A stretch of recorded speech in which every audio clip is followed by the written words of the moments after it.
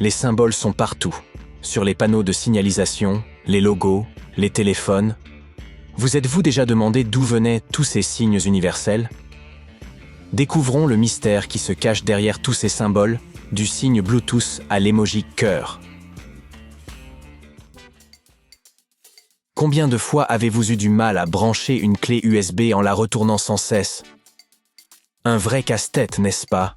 Mais que signifie vraiment ce cercle, ce carré et ce triangle? Le symbole de l'USB nous vient en fait du trident, vous savez, l'arme de Poséidon. Les 3 pointes du trident sont là pour indiquer les différents périphériques que vous pouvez connecter avec un Universal Serial Bus ou USB.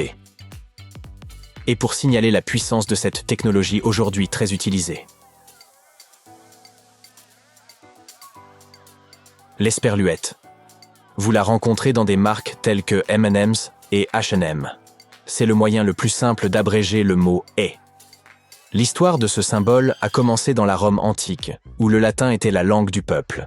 Ils prononçaient un peu leur « est » comme le font les Français. Au fil des ans, la forme de l'esperluette s'est imposée, probablement pour gagner de la place quand on écrivait de longues lettres. Le logo de Toyota est simple, facile à repérer, mais un peu déroutant, n'est-ce pas? Les voitures ont 4 roues, mais le logo a 3 cercles. Il s'avère qu'il a été choisi en 1936 et qu'il n'a pas été conçu en interne. Non, il a été choisi lors d'un concours de création de logos. Et ces cercles, ils ne sont pas là au hasard. En les divisant, vous pourrez épeler T-O-I-O-T-A. Plutôt astucieux, non? Moi aussi, j'aurais remis le prix à son inventeur. Pourquoi diable appelons-nous ce triangle bosselé et renversé un cœur? Cela remonte à plusieurs centaines d'années avant notre ère. À l'époque, il existait une plante appelée le silphium. Elle avait des graines en forme de cœur, et les Grecs de l'Antiquité en raffolaient. Ils en ont même fait un motif sur leurs pièces de monnaie. Oh, et tenez-vous bien, c'était une plante contraceptive. C'est ainsi qu'elle a été associée à l'amour. Mignon. Avez-vous déjà remarqué que ces symboles de radiation ont l'air d'appartenir à un musée d'art abstrait? C'est fou qu'il s'agisse en fait d'un avertissement sur la présence de radioactivité. Ce symbole a été dessiné par des chercheurs de Berkeley en 1946. Il a d'abord été dessiné en magenta sur fond bleu, puis en magenta et jaune, avant qu'on ne choisisse le noir et le jaune pour une meilleure visibilité. Le symbole lui-même? Il est censé représenter la radioactivité s'échappant d'un atome. Plutôt radieux, non? Passons maintenant au symbole de danger biologique. On dirait un peu un test de tache d'encre artistique, n'est-ce pas? C'est pourtant assez simple, un cercle coupé en 2 par 3 lignes noires qui vont en s'amenuisant vers le bord. Il fut créé en 1966 par Dow Chemical, et ses concepteurs suivirent quelques règles pour que le symbole soit discret mais reconnaissable. Il est censé représenter un agent nocif perturbant un organisme. C'est logique quand on y pense. Ah, Hyundai! Ils fabriquent des véhicules super abordables. Leur logo est assez simple, n'est-ce pas? Un H en italique dans un cercle. Mais en réalité, il n'est pas aussi simple que ça. D'après l'entreprise, c'est plus qu'un simple H. Il est censé ressembler à 2 personnes se serrant la main, vues de côté. Regardez cette petite image et vous verrez ça plus facilement. Selon eux, c'est un symbole de prospérité et de partage entre Hyundai et ses clients. Cool, non? Bluetooth, c'est magique. Le symbole ressemble à la lettre B. Mais ce n'est pas tout. Il s'avère qu'il provient en réalité des runes nordiques. À l'époque, les runes étaient gravées dans la pierre ou le bois, le plus souvent à l'aide de lignes droites. Le symbole Bluetooth est ce que l'on appelle une rune de liaison, qui combine 2 runes. Il s'agit des versions vikings des lettres B et H, en référence à un roi légendaire nommé Harald Bluetooth. La couronne a toujours été le symbole ultime du pouvoir. Mais pourquoi un anneau fantaisiste autour de la tête signifie-t-il que c'est vous qui décidez? Une théorie rattache ce symbole au christianisme, où les anges sont souvent coiffés d'une auréole. Étant donné que de nombreux rois prétendaient régner de droit divin, La couronne était en quelque sorte nimbée d'ondes sacrées. Mais cette théorie ne tient pas la route. Les couronnes existaient bien avant le christianisme, à commencer par les diadèmes portés par les divinités de la Grèce antique. Nous n'en savons pas plus.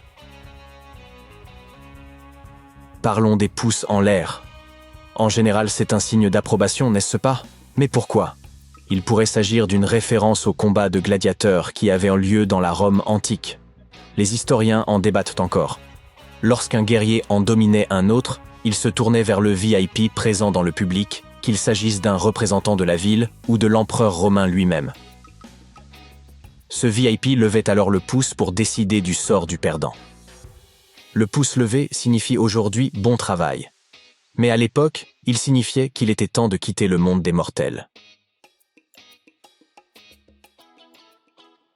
Les symboles du yin et du yang existent depuis le XIVe siècle avant notre ère. Ils nous viennent du taoïsme et représentent l'équilibre entre des forces opposées. Chaque côté contient un peu de l'autre, ce qui symbolise toutes sortes de choses profondes, comme la morale et la spiritualité. Mais sachez que les racines du symbole sont étonnamment littérales. Yin signifie le côté sombre de la montagne et yang le côté lumineux. Imaginez donc que le symbole représente une vue aérienne du sommet d'une montagne. Un peu bizarre, non? Vous aimez les pies? Non, pas ces oiseaux noirs et blancs qui aiment ce qui brille, mais les pies de votre cours de maths de seconde. Pi est un nombre magique, environ 3141, qui nous aide à calculer la surface des cercles et d'autres choses similaires. C'est à Archimède de Syracuse que revient le mérite de l'avoir découvert vers 250 avant notre ère. Mais ce n'est pas lui qui lui a donné ce symbole.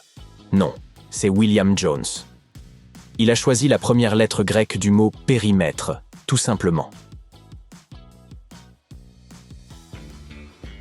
Nous avons l'habitude de voir des croix partout autour de nous. Mais d'habitude, nous voyons ce type de croix, 2 lignes droites qui se croisent. C'est celle qui est devenue célèbre grâce au christianisme. Mais il existe un symbole de croix plus ancien, dont peu de gens savent de qu'il s'agit d'une croix, l'Ankh. Cet ancien symbole égyptien, qu'on appelle la clé de la vie, est connu pour représenter l'immortalité. On le trouve souvent dans les textes sacrés et les dessins de l'Égypte ancienne, mais aussi en tant que pendentif à la mode de nos jours. C'est comme vous voulez. Le bâton d'Hermès ou de Mercure est le symbole privilégié d'un grand nombre d'organismes de santé. Mais voilà, Hermès n'était pas un guérisseur. Non, c'était plutôt un voleur. Mais dans la Grèce antique, vers 1200 avant notre ère, il y avait un homme nommé Asclépios, un médecin de génie. Sa marque de fabrique était un long bâton en bois autour duquel s'enroulait un serpent. Quelques millénaires plus tard, un officier du corps médical de l'armée américaine a confondu les deux symboles. Oups. Le symbole « tout va bien » peut vous mettre dans le pétrin dans certains endroits du monde, croyez-moi.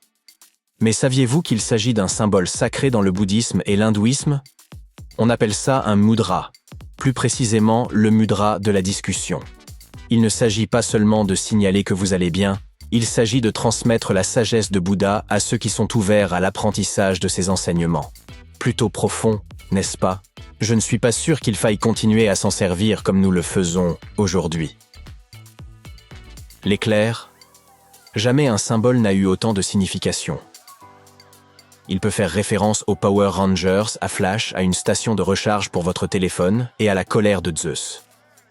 Ce symbole est l'un des plus anciens et des plus reconnus de l'histoire de l'humanité. Son origine pourrait être aussi ancienne que notre espèce. Les hommes des cavernes et les Néandertaliens l'ont gravé dans les grottes. Il est présent dans les civilisations nordiques, romaines, grecques et amérindiennes. Il signifie essentiellement « peur du feu qui descend du ciel ». Vous avez probablement vu des tonnes de tatouages avec ce symbole, l'œil Ujja. Ce que vous ne saviez probablement pas, c'est qu'il est censé signifier la bonne santé et la préservation. Horus était une ancienne divinité égyptienne. Il s'est battu avec Seth, une autre divinité, et a perdu son œil gauche. Hathor, une divinité féminine toute puissante, lui a rendu son œil à l'aide de sa magie. Depuis lors, ce symbole est synonyme de santé et d'intégration.